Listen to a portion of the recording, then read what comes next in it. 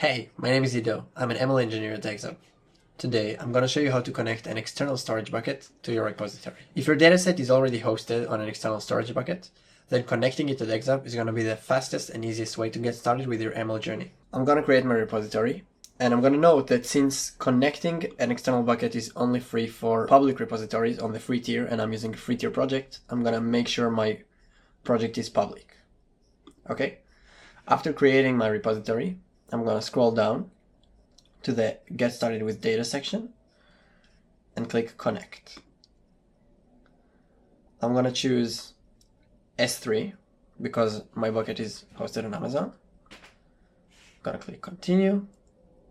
I'm going to write the name of my bucket, dataset, and the region.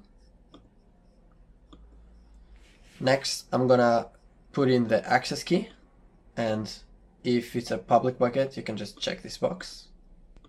So, access key and my secret access key.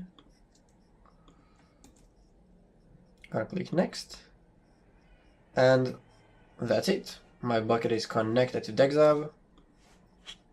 I can see my data here. And if I want to visualize it, I can just choose a folder or my entire bucket. Let's choose my entire bucket now and click Create Dataset. And now I can easily view my data, query it, enrich it with metadata, and do way more. If you want to learn more, please check out our other videos. Thanks for watching.